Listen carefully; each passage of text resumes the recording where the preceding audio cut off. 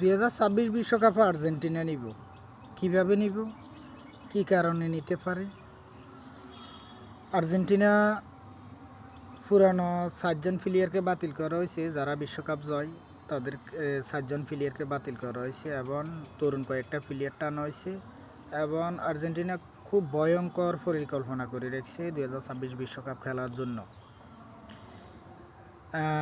অনেকে জানে যে আর্জেন্টিনা লিওনেল মেসি এবং দিবালা একসাথে খেলতে পারে না, কারণ দুজনের পজিশন এক। 2026 বিশ্বকাপে দিবালা খেলবে কি না সেটা নিয়ে অনেকের ধারণা নাই, কিন্তু লিওনেল স্ক্যালোনি খুব মাস্টার মাইন্ডে সাজায় রেখেছে মেসি দিবালা একসাথে খেলব। এবং দুজন প্লেমেকিং যখন একসাথে খেলবো অন্য দলের জন্য এটা খুব টাফ হয়ে যাব একটা দলকে ধরে রাখা।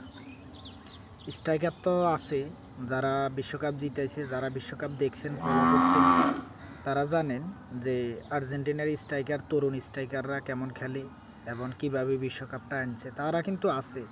যে 7জন প্লেয়ার বাদ দিছে ওই 7জনের মধ্যে একজন প্লেয়ার হচ্ছে মার্কোস আকুনিয়া, আরেকজন হচ্ছে গঞ্জালো মন্টিয়েল, আরেকজন হচ্ছে জার্মান ফেজ্জেলা, আরেকজন হচ্ছে লো সেলসো। কিন্তু যাদেরকে বাদ দিছে তাদের পরিবর্তে আরও তরুণ স্ট্রাইকার টানছে, যারা আর্জেন্টিনা দলের জন্য খুব ভালো ভূমিকা রাখতে পারে এবং অন্য দলের জন্য খুব ভয়ঙ্কর রূপ ধারণ করবে কিন্তু এরা। এবং দিবালা আর মেসি একসাথে কিভাবে খেলবো? মেসি একটু নিচে নামি খেলবো আর দিবালা একটু উপরে উড়ে খেলবো।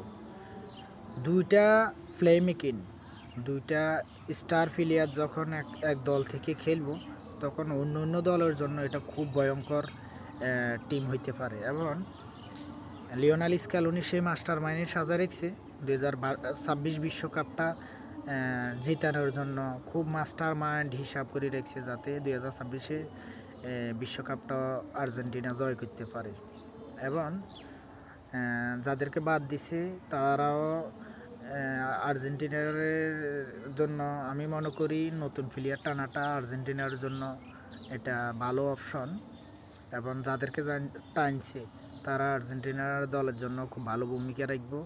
এবং দিবালা মেসি একসাথে একটা দলের জন্য খুব ভয়ঙ্কর রূপ ধারণ করব, এটা আমার একটা আত্মবিশ্বাস। আর বাকিটা ভাগ্যের উপরে বিশ্বাস করে, দেখি কি হয়। 2026 বিশ্বকাপে আর্জেন্টিনা নিব।